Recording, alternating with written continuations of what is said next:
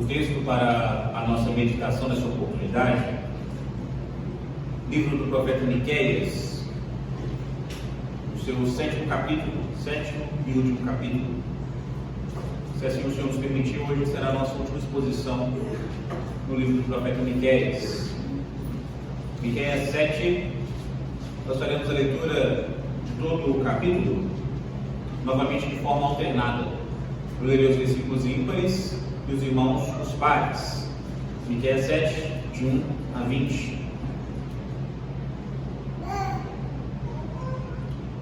Diz assim a palavra de Deus: Ai de mim, porque estou como quando são colhidas as frutas do verão, como os rabiscos da vindima. Não há cacho de uvas para chupar, nem figos, nem corãos que a minha alma deseja.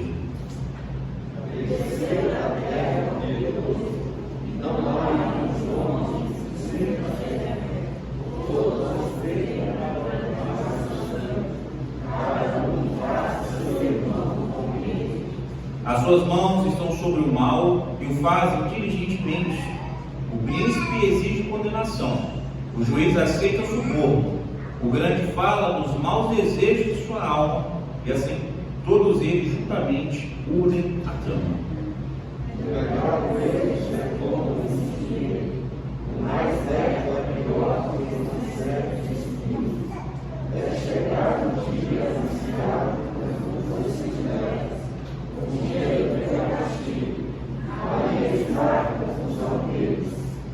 Não creias no amigo, nem confieis no companheiro. Guarda a porta de tua boca, aquela que reclina sobre o teu peito.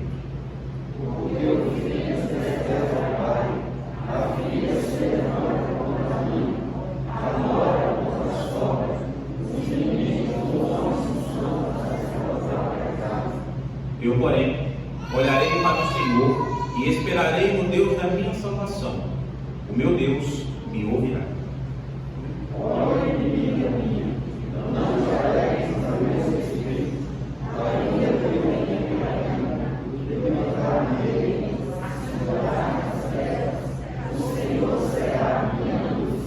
Sofrerei a ira do Senhor, porque pequei contra ele, até que julgue a minha causa e execute o meu direito. Ele me tirará para a luz, e eu verei a sua justiça. A minha inimiga terá visto, e ela procurará pelo mundo, e ela me diz: onde está o Senhor teu Deus? Os meus olhos já contemplarão. Agora será tirada aos pés, como a lona das ruas. No dia da edificação dos teus muros, nesse dia, serão os teus limites removidos para mais longe. Nesse dia virão as cheias, desde a Síria até a estrada do Egito, e do Egito até os Eufrates, e do mar até o mar, e da montanha até a montanha. Todavia, a terra será posta em desolação, por causa dos seus moradores, por causa do fruto das suas obras. Assim o teu povo, o teu rebanho, o rebanho da tua herança, embora as suas mãos, em meio da terra fértil, as fazendas que vazam e gerais, como nos dias do Jordão. Eu lhe mostrarei maravilhas, como nos dias da tua saída da terra do Egito. As nações verão isso e se revelarão todo o seu poder. Porão a mão sobre a boca e os seus ouvidos caídos. Lamberão o pó como serpentes, como répteis da terra, tremendo. Sairão dos seus esconderijos e tremendo virão ao Senhor, nosso Deus, e terão medo de ti.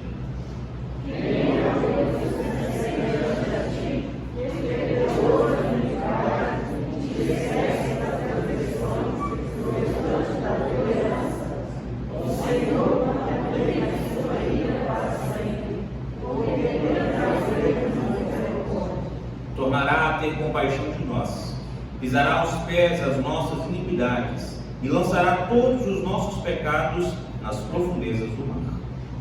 As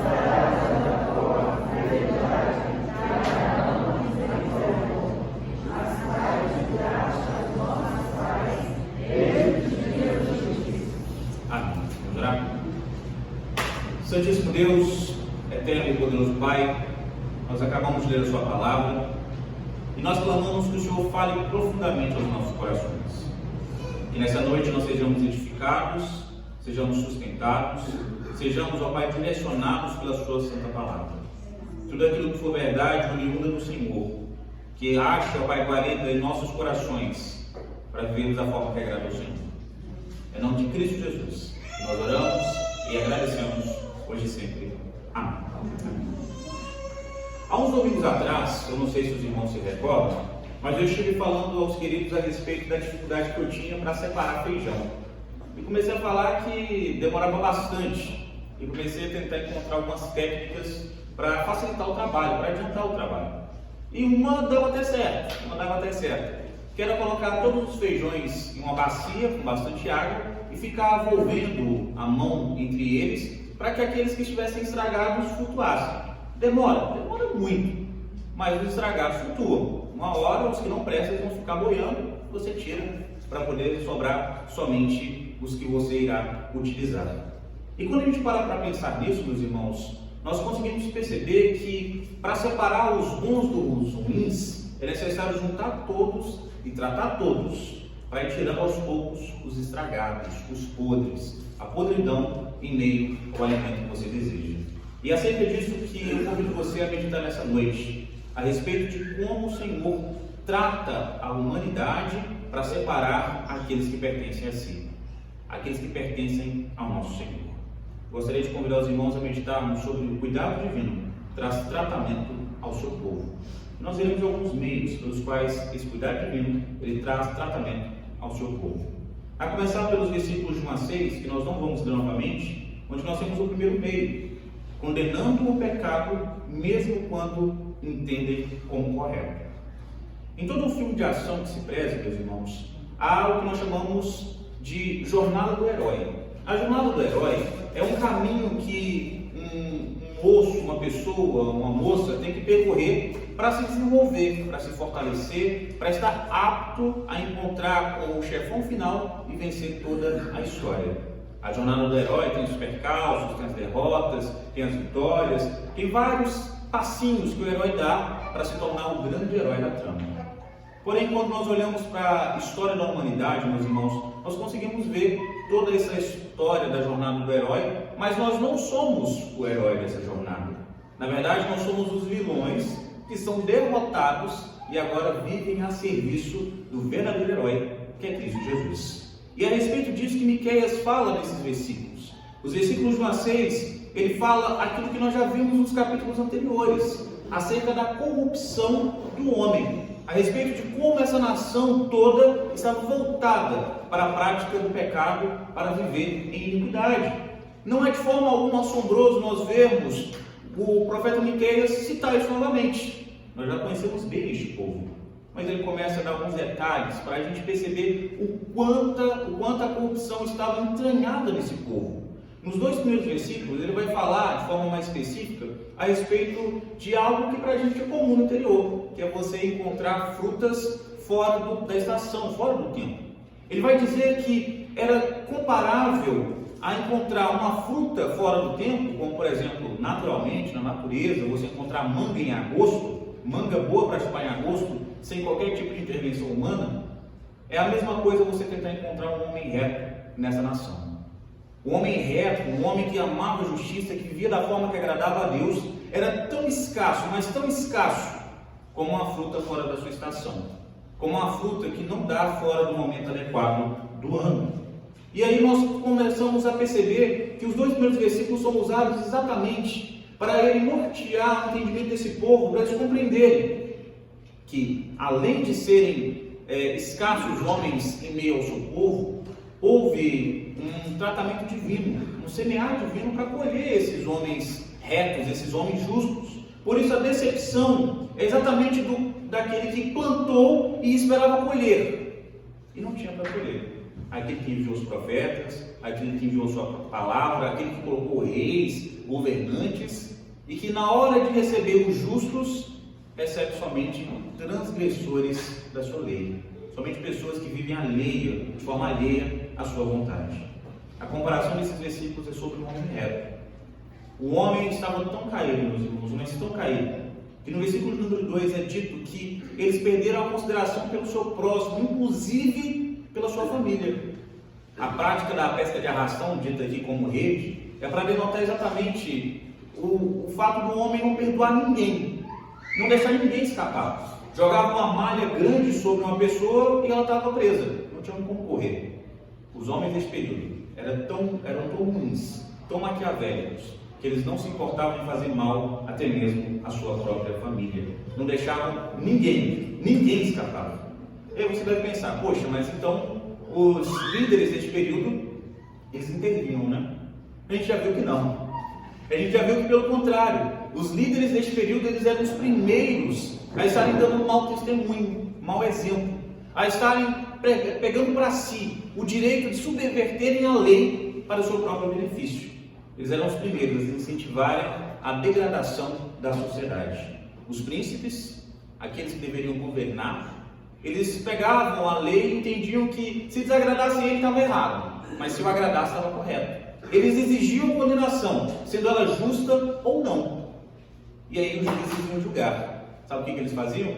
De acordo com o versículo número 3, eles faziam com que a lei fosse subvertida. Eles faziam com que a lei fosse aplicada para aqueles que não pagassem, para aqueles que não subornassem. Quem subornava o juiz era inocente, quem não subornava o juiz era culpado. E os poderosos iam se perpetuando no poder, fazendo com que os seus inimigos fossem castigados e os seus amigos remunerados. A polícia prendia e a justiça soltava. Te lembra alguma coisa? Bem atual, né? Muito atual. Pela falta do temor do castigo, já dá para saber o que acontecia, né? Os que tinham condições de serem libertos viviam da maneira mais degradante, mais errada possível. Porque se desse alguma coisa errada, pagava e ia embora. Subornava o juiz e ficava tranquilo.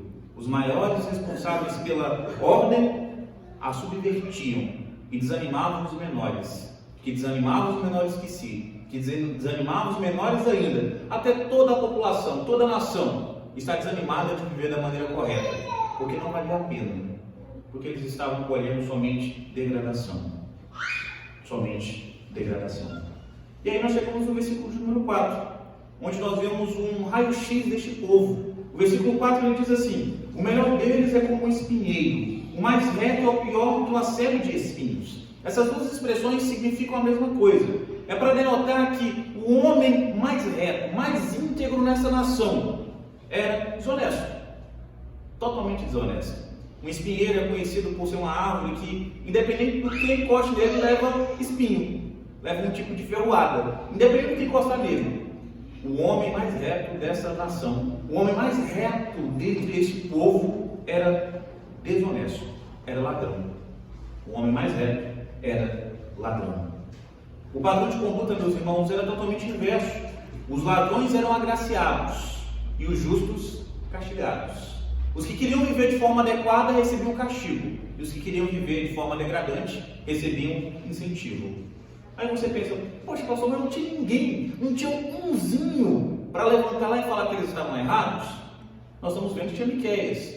E além de Miqueias, como o versículo número 5 nos diz, tinha naquele período, versículo 5 e 6 nos diz, tinha naquele período aqueles que eram responsáveis por alertar o povo, as sentinelas. As sentinelas eram os profetas levantados por Deus. Só que o que nós vimos no capítulo 2 é que boa parte dessas sentinelas, destes profetas, vendiam as suas denúncias. Eles denunciavam os erros do povo, anunciavam o castigo de Deus, mas não contra os ricos, não contra os poderosos, não contra aqueles que poderiam de alguma forma beneficiar este profeta. Era seletiva a denúncia dos pecados, a denúncia do erro do povo. E é por isso, meus irmãos, que nós vemos que as sentinelas fechavam os seus olhos para os erros dos poderosos e faziam com que não tivesse problema, não tivesse consequência. Eram cegos guiando cegos, que guiavam outros cegos, que guiavam outros cegos, até toda a nação estar numa cegueira tremenda, entendendo que o pecado era adequado, era prazeroso e deveria ser estimulado. A maior surpresa desses líderes, meus irmãos, não seria de forma alguma uma visitação do Senhor para aplaudi-los, elogiá-los pela sua gestão, A maior surpresa desses líderes e de todo líder que se levanta para utilizar do cargo comissionado pelo Senhor é de receber a visita para o Senhor apresentar todos os seus erros, para não congratulá-lo, mas para castigá-lo. Por quê? Por que estava assim? Porque a corrupção da nação chegou a ponto de todo mundo viver na cegueira e não havia qualquer tipo de empatia pelo seu próximo. Assim como o versículo de número 5 vai nos mostrar, não dava para confiar nem no companheiro de jornada, nem mesmo na companheira da intimidade. Não dava para confiar em ninguém, porque todo mundo só se preocupava consigo mesmo. E se me dava prazer, se me trazia algum tipo de sentimento bom, problema do outro, problema do meu próximo. A vida humana não valia mais nada. Mas sabe o que é nada? Nada. A vida humana passou a valer nada. O prazer humano valia mais do que a vida humana. Novamente, bem atual, muito atual. Aí você pensa, se não podia confiar naqueles que viviam consigo, imagina nos de fora. Ninguém podia confiar em ninguém.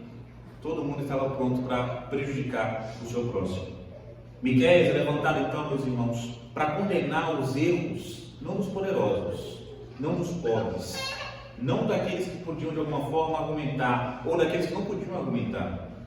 Miqueias é levantado para denunciar os pecados de toda a nação, porque todo mundo, meus queridos, estava voltado para a degradação, estavam voltados para aquilo que satisfazia os seus corações, independente do prejuízo para o próximo.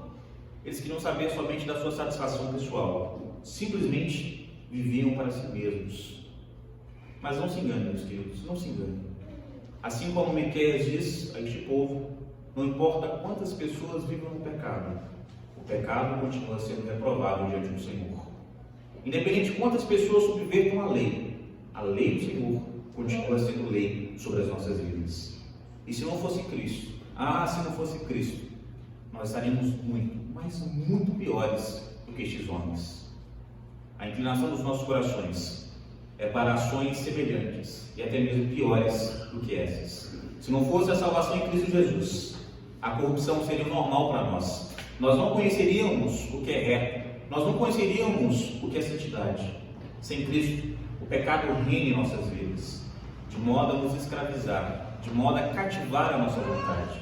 Se estamos em Cristo, devemos viver de modo a condenar a corrupção do mundo, de todas as pessoas ao nosso redor, sem necessariamente citar o nome dessas pessoas. Basta que vivamos com integridade o Evangelho pelo qual nós somos salvos. Devemos resplandecer em meio às trevas, através do nosso viver transformado. De que lado você está? De que lado você se encontra nessa situação? Em Cristo ou fora de Cristo? O que está em Cristo resplandece. De que lado você está? Além disso, meus irmãos, nós temos um segundo meio pelo qual o Senhor trata o seu povo para estar trazendo benefícios a eles. O segundo meio pelo qual Deus trata o seu povo é nutrindo a fé, mês e meio, a corrupção, os versículos de 7 a 13. Quando eu estava na febre de fazer exercícios na academia, como narrei aos irmãos, eu aprendi uma coisa básica assim que entrei na academia. A alimentação é tão importante quanto o exercício. Se você come bastante, de forma adequada, de forma correta, o seu exercício vai render melhor do que se você treinar o dia inteiro e não comer de forma adequada. A nutrição é tão importante quanto o exercício. Por isso não tem desculpa. Se é para comer, tem que comer e acabou. Mas enquanto nós pensamos na nutrição do nosso espírito, como que nós podemos ser nutridos em meio à corrupção? É isso que o profeta Miqueias nos responde aqui. A como nós podemos ser nutridos, mesmo em meio à corrupção. Diante do que nós vimos nos versículos anteriores, provavelmente você deve se perguntar qual que seria o remédio, para aquele que queria viver de forma diferente. Se não estava valendo a pena viver para Deus, como que aquele que queria viver de forma íntegra poderia ser fortificado nesse ambiente? É o que Miqueias começa a nos responder no versículo de número 7. Ele começa exatamente abordando assim: eu, porém, olharei para o Senhor e esperarei no Deus da minha salvação. O meu Deus me ouvirá. O que nós vemos, meus irmãos, é o profeta Miqueias apontando uma solução simples, mas que para quem está vendo naquele ambiente é muito difícil. Desviar o olhar dessas coisas e focar somente em Deus. Não importa o que os outros estão fazendo, você deve focar em Deus. É o que as mães falam, né? Você não é todo mundo. Ah, mas está todo mundo fazendo. Você não é todo mundo. Simples assim. Você não é todo mundo. E é por isso, meus irmãos, que fica evidente que os justos, ou aqueles poucos remanescentes ali, estavam vacilando já, começando a querer imitar os caminhos daqueles que eram perversos no meio do povo. Por isso, eles deveriam realmente ignorar as práticas erradas e, mesmo sofrendo prejuízo, viver em exclusividade para Deus, viver em exclusividade no caminho que agradava a Deus. E aí nós vemos Miqueias trazendo essa firmeza para o coração deste povo, para dizer que Deus era que fortaleceria o caminhar. Mesmo que 99,9% da população estivesse voltada para o pecado, não importa. O certo continua sendo certo e o errado continua sendo errado. A lei do Senhor, ela não é volúvel, ela não se adequa à nossa vontade. Ela é eterna. O certo é certo e o errado é errado. E Miqueias não contente com isso, passa no versículo de número 8 a aumentar ainda mais a certeza destes homens, que eles deveriam realmente estar firmes no Senhor, quando ele se dirige aos inimigos do povo de Deus, meio que dizendo assim: ó, pode abaixar a bola aí, meus amigos. Vocês estão vendo este povo aqui que vai ser levado para o cativeiro, que vai ser realmente humilhado, vai ser quebrado para se esvair da sua arrogância, da sua prepotência, mas depois de tudo isso, o Senhor nos reerguerá. Se nós cairmos, Deus vai nos reerguer. Não vai permitir que nós fiquemos caídos, porque aqueles que pertencem a si, Ele tratará e reedificará. Nós podemos estar fraquejando agora, mas nós sabemos que estamos caindo para o nosso orgulho se esvair e seremos reerguidos para a glória do Senhor ser reluzida através de nossas vidas, para a graça do Senhor reluzir em nós. Mesmo vivendo em trevas, caminhamos para o Deus que é a nossa luz. É maravilhoso nós percebermos o jogo de palavras que Miqueias faz aqui, tanto para avisar os inimigos do povo de Deus, como para fortalecer o verdadeiro povo do Senhor, acerca de que, mesmo nas trevas do pecado, a obrigação daquele que pertence a Deus é reluzir, é ser diferente, é fazer a diferença. Mas ao contrário do que os inimigos do Senhor podiam esperar, Miqueias não se excusa, não tira a culpa de sobre si ou sobre o povo. Ele já avisa o povo: olha, vai vir castigo, o chicote vai cantar no nosso lombo, não tem como. A gente vai ser realmente levado para o cativeiro. A gente errou diante do Senhor, nós merecemos isso, é o justo. Nós pecamos diante do Senhor, Ele nos avisou por muito e muito tempo, e a gente não mudou. É justo acontecer isso. O poder do Senhor viria sobre nós, para fazer com que a podridão fosse retirada. Ele avisou, a gente não obedeceu, e agora nós vamos pagar o preço. Todo o povo de Deus estaria entre toda a podridão daquela nação, sofrendo junto, para no momento adequado o Senhor separar para si aqueles que pertenciam a Ele. Voltariam no cativeiro somente aqueles que verdadeiramente pertenciam ao Senhor. Somente aqueles que eram realmente do rebanho do Senhor voltariam no cativeiro, e eles poderiam, em meio a todo esse processo, sem qualquer ressalva no seu coração, acreditar que estavam sendo tratados, para no momento adequado do Senhor serem resgatados. Eles seriam tratados, sofreriam junto com o restante do povo, mas ao contrário de toda a podridão da nação, eles podiam olhar para o futuro com esperança, e não com medo, não com temor de forma alguma. Após isso, Miqueias continua dizendo que os inimigos do Senhor são como uma mulher invejosa, que no momento que o povo de Deus está sendo tratado, se voltam ao Senhor, se voltam a esse povo do Senhor dizendo palavras para tentar diminuir, para pisar, para espizinhar este povo, dizendo assim: onde está o seu Deus? Vocês não vão para o cativeiro? Vocês não eram o povo de Deus? Cadê o seu Deus agora? Não era Ele poderoso? Cadê o seu Deus agora? Todavia, a compreensão do profeta Miqueias é que o Senhor faria com que toda essa vergonha que o povo estava recebendo, no futuro próximo, fosse revertida na vergonha da condenação de todos os inimigos do Senhor, tanto aqueles que estavam na nação, como aqueles que estavam ao redor. Todos eles seriam envergonhados.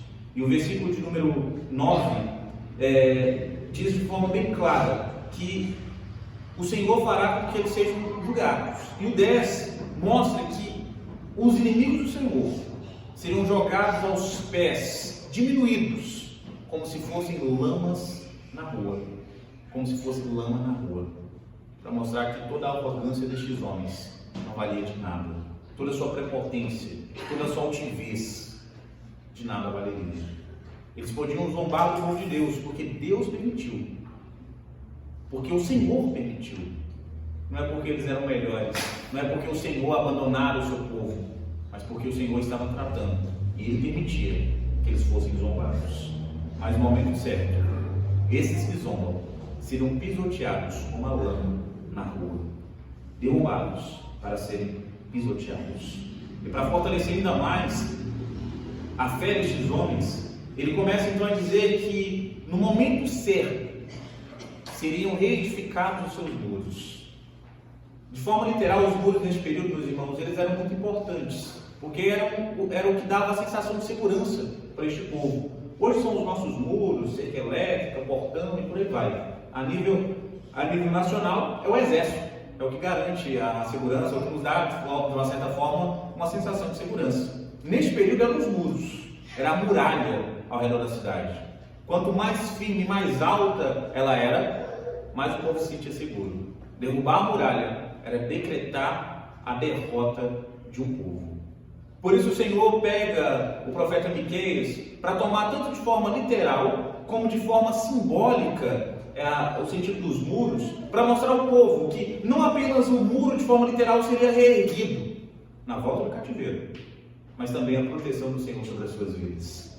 No momento adequado, o Senhor faria com que toda a proteção fosse novamente colocada sobre eles, e nenhuma nação, ninguém poderia de forma alguma questionar a proteção de Deus sobre a vida deste povo. E faria isso de forma tão maravilhosa, mas de forma tão maravilhosa, que eles iriam fazer todas as nações ao redor virem visitá-los para contemplar o poder do Senhor sobre as suas vidas. Toda a dignidade da cidade voltaria, e as nações de perto, de longe, ao redor do mundo viriam para contemplar não somente o povo, mas principalmente o poder do Senhor sobre esse povo.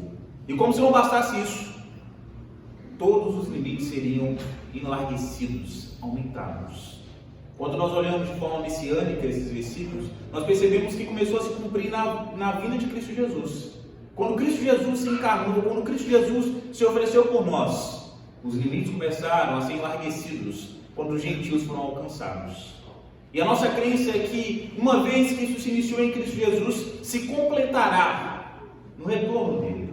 No seu retorno triunfal, os limites se estenderão por toda a criação, onde toda a criação redimida, transformada, redimida para a glória do Senhor, será a extensão do domínio do Senhor de forma visível para toda a humanidade. Com Cristo, os limites começaram a ser enlarguecidos.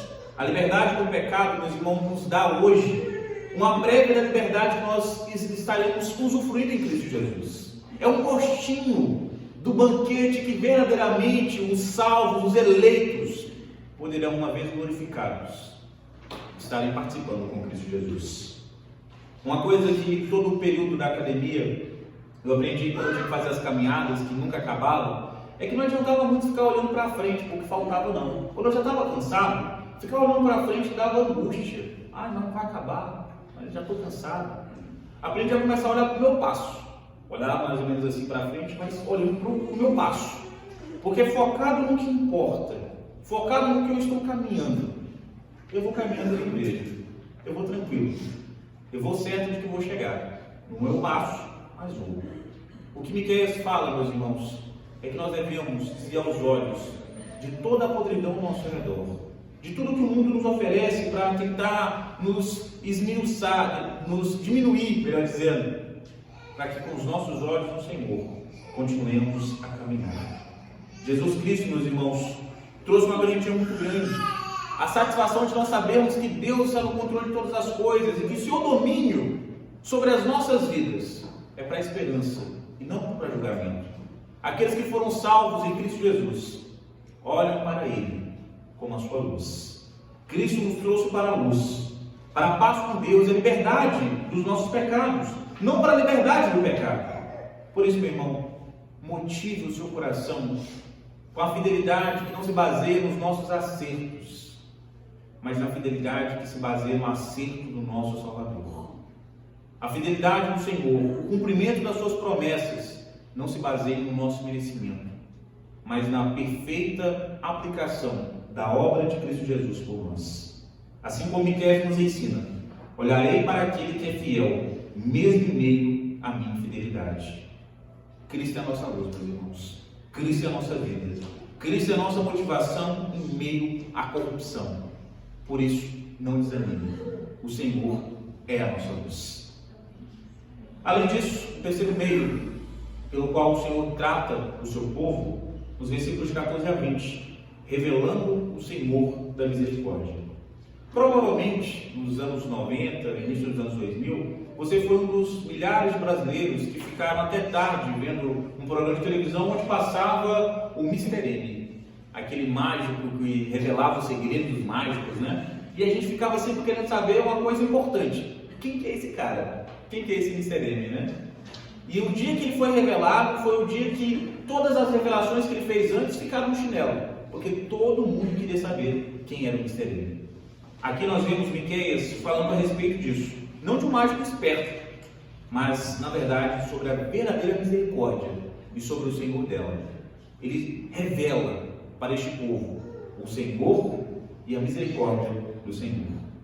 Algo importante destacado pelo profeta aqui, meus irmãos, é que mesmo em meio ao castigo do Senhor, ele se compadeceria do seu povo novamente. Isso é maravilhoso, meus irmãos, porque o Senhor cuidaria do seu povo após tratá-los como um pastor cuida da sua ovelha. Após tratá-la, dá alimento, cuida, dirige, protege ela. Isso é maravilhoso, nós percebemos como aqui há esperança para o povo que seria tratado. Há esperança de que o Senhor não ficaria irado com eles para sempre. Há esperança de que o Senhor, no momento adequado, traria a redenção para este povo. Não para a totalidade do povo, mas para o verdadeiro povo do Senhor. Antes do chicote cantar no lombo, eles iriam para o cativeiro, com a firme convicção nos seus corações, de que aqueles que pertenciam ao Senhor iriam voltar. Eu não sei se você foi uma das pessoas que teve que servir no exército em tempo de guerra, ou se você conhece alguém que teve que fazer isso. Mas para muitos que foram para o campo de batalha, eles não sabiam se iriam voltar. Assim como o nosso irmão presbítero Flávio já relatou aos irmãos, muitas vezes, se não todas, saía da sua casa para o trabalho na polícia, sem saber se iria voltar. A esposa olhava para ele, a filha olhava para ele, não sabia se ia ver novamente o marido. Essa sensação para quem está dentro do cativeiro, meus irmãos, era um tormento enquanto vivo, era a morte enquanto eles estavam vivos. Por isso, a sensação, a segurança de saber que eles iriam, mas que se fossem verdadeiramente pertencentes ao Senhor, voltariam, trazia uma esperança muito grande aos corações. Uma certeza muito grande de que eles realmente sofreriam, mas no final o Senhor os resgataria. O Senhor traria resgate ao seu povo. A bênção dessa promessa, meus irmãos, não se restringia a quem estava ouvindo naquele momento. Se aplicaria sobre todos, tanto aqueles que viviam na cidade, como aqueles que viviam nos campos, nos bosques, nos locais de condições mais precárias de vida, até mesmo para aqueles que pertenciam ao Senhor e estavam em outras nações. Para as diásporas, como a gente aprende na história, para todos aqueles que verdadeiramente pertenciam ao Senhor, essa promessa também valeria. E aqui nós temos a promessa futura, é que eles seriam apacentados, cuidados pelo Senhor, mesmo sendo levados para o cativeiro. No retorno, eles estariam sendo apacentados em locais férteis, como Bazã e Gileade. Assim como Abraão e os outros patriarcas experimentaram a fidelidade, experimentaram verdadeiramente a misericórdia do Senhor, o povo agora também experimentaria. Eles também experimentariam o cuidado do Senhor sobre as suas vidas. Tanto que no versículo de número 15, o profeta Miqueias usa a primeira pessoa do singular para falar ao povo como se fosse a voz do Senhor, quando ele diz: eu lhe mostrarei maravilhas, como nos dias da tua saída da terra do Egito. A principal segurança que o povo que saiu do Egito tinha de que chegaria uma terra prometida é que o Senhor prometeu. Era a única garantia que eles tinham. E eles foram. E durante todo o caminho, meus irmãos, eles experimentaram vários milagres do Deus misericordioso sobre as suas vidas. O maná, as codornizes, a água da rocha e vários outros milagres. Mas o principal milagre que esse povo do deserto experimentou, meus irmãos, além da graça do Senhor sobre as suas vidas, era a misericórdia de um Deus que era compassivo com eles. Eles eram infiéis, murmuradores. Eram homens que o tempo todo desobedeciam a Deus. Por um pouquinho que Moisés subiu ao monte, fizeram um bezerro, jogaram lá e saiu um bezerro. E eles se voltaram então a adorar esse bezerro. Os homens que, durante todo aquele período, foram infiéis ao Senhor, receberam misericórdia. Aqueles que verdadeiramente pertenciam ao Senhor, receberam misericórdia da parte dele. E é exatamente este ponto que Miqueias pega para estes homens que conheciam essa história através da tradição talmúdica, que era oral. Eles agora ouviam novamente que eles iriam para lá, mas através da misericórdia do Senhor que tirou os seus ancestrais do Egito, eles voltariam de lá. Eles iriam, mas retornariam. E aqui nós vemos, meus irmãos, exatamente isso. O principal milagre que eles veriam seria a misericórdia do Senhor sobre as suas vidas, fazendo com que a sua ira fosse diminuída, com que a sua ira fosse aplacada após o tratamento do Senhor. Você que cozinha sabe muito bem como que funciona. Está lá a água fervendo, você quer interromper a fervura, está com a água fria, a água vai dando uma diminuída na fervura, até a água dar uma baixada muito grande na temperatura. A misericórdia do Senhor, assim como o reverendo Nicodemos nos diz, é exatamente esse arrefecimento na ira do Senhor sobre o seu povo. A misericórdia dele faz com que a sua ira seja diminuída e sobre nós não seja derramada com inteireza toda a ira do Senhor. É isso, misericórdia. Não nos dá o que nós merecemos. Enquanto a graça é nos dar o que nós não merecemos, a misericórdia é não nos dar aquilo que nós com certeza merecemos. Exatamente isso, meus irmãos, que o profeta Miqueias promete ao seu povo, que a ira do Senhor não duraria sobre para sempre. O Senhor não manteria a mão pesada sobre esse povo por toda a eternidade. Em um momento adequado, o Senhor teria misericórdia deles novamente. Por isso, em razão disso, ele diz ao seu povo que depois de todo o tratamento, não haveria mais nação que pudesse debochar, porque seria como um tapar de boca forçado, onde todas as nações, por causa do poder do Senhor, não fariam chacota mais ao seu povo, onde as nações tapariam seus ouvidos para os rumores, para as fofocas acerca do povo do Senhor. Eles não iriam querer saber, por temor ao Senhor, por temor do Senhor do povo, por temor do Senhor do povo, eles temeriam o povo de Deus.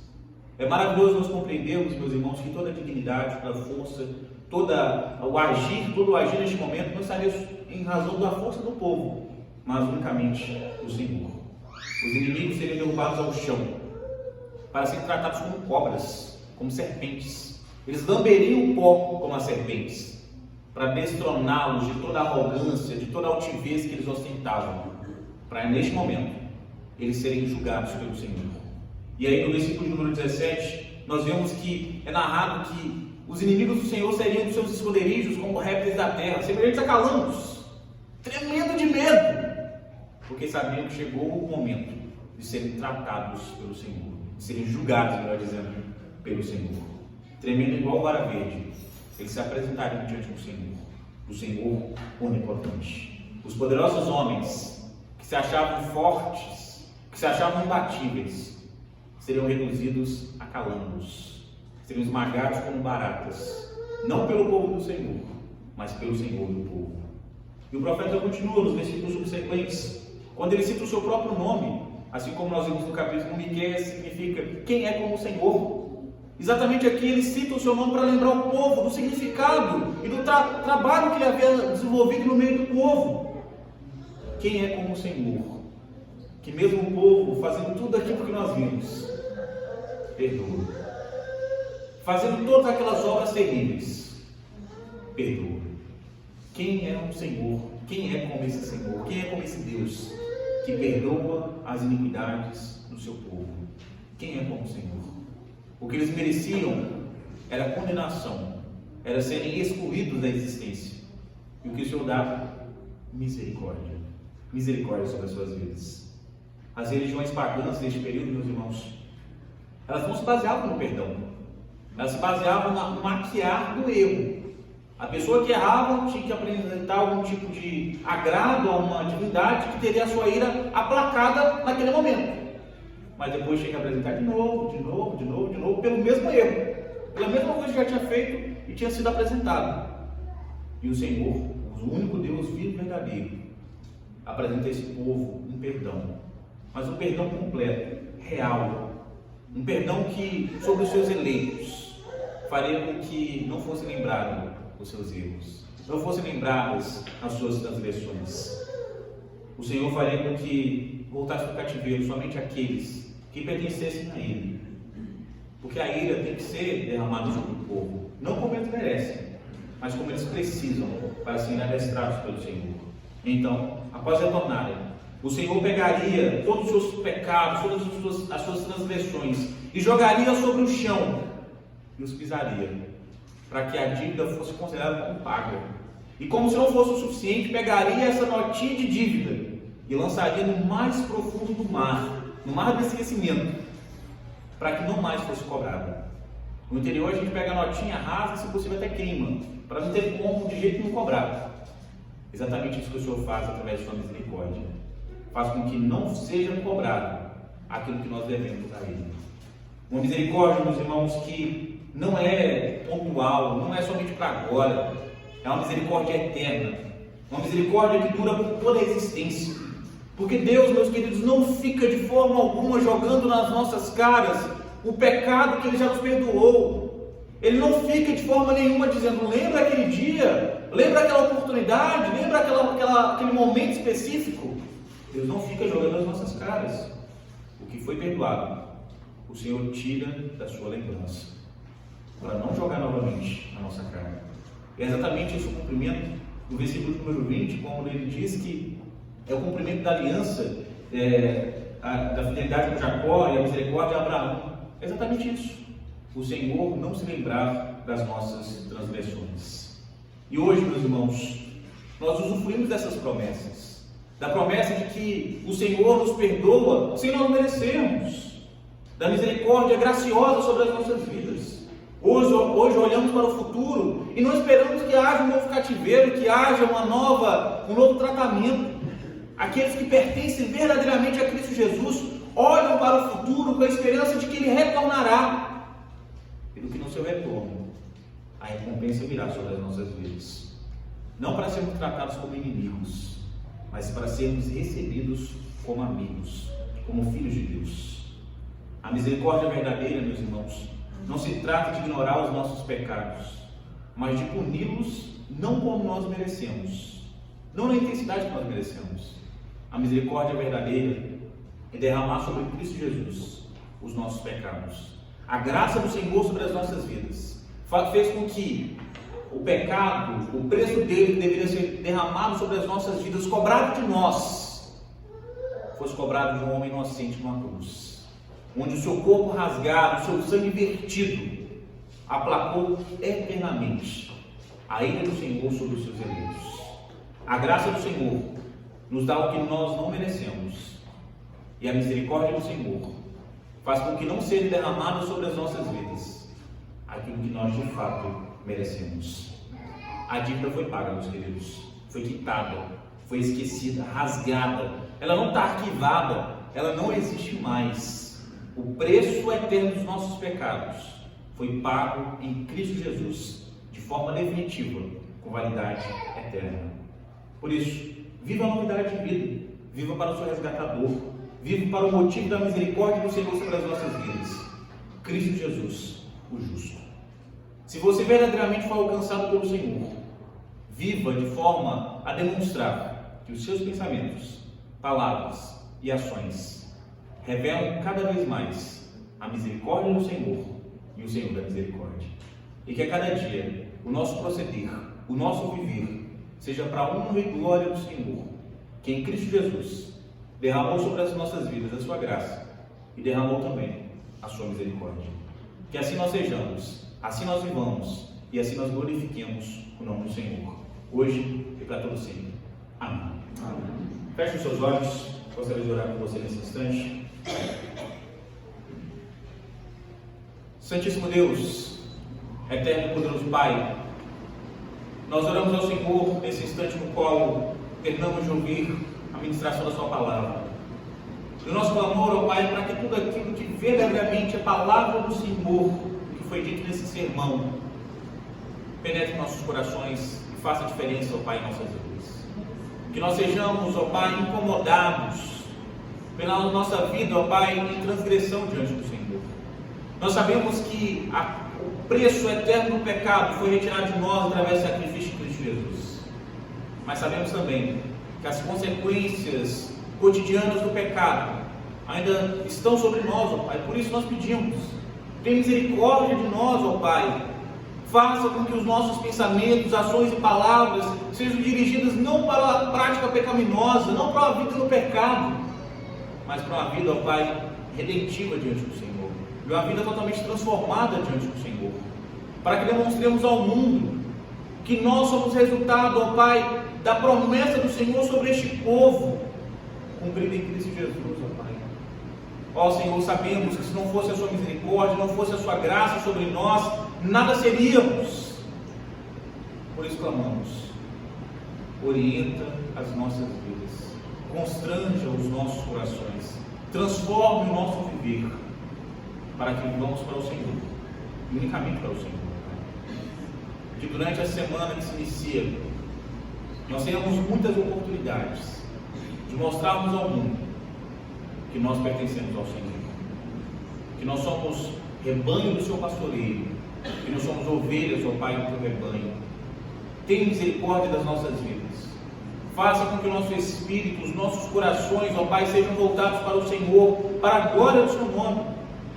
Cada um de nós que estamos orando nessa oportunidade, clamamos, faça-nos totalmente seus, ó Pai. É nossa vontade, Senhor. Faça o nosso espírito totalmente voltado para o prazer de agradar o Senhor. E que assim nós vivamos, ó Pai, hoje e para todo sempre. Amém. Amém. Amém, meus queridos. Eu convido os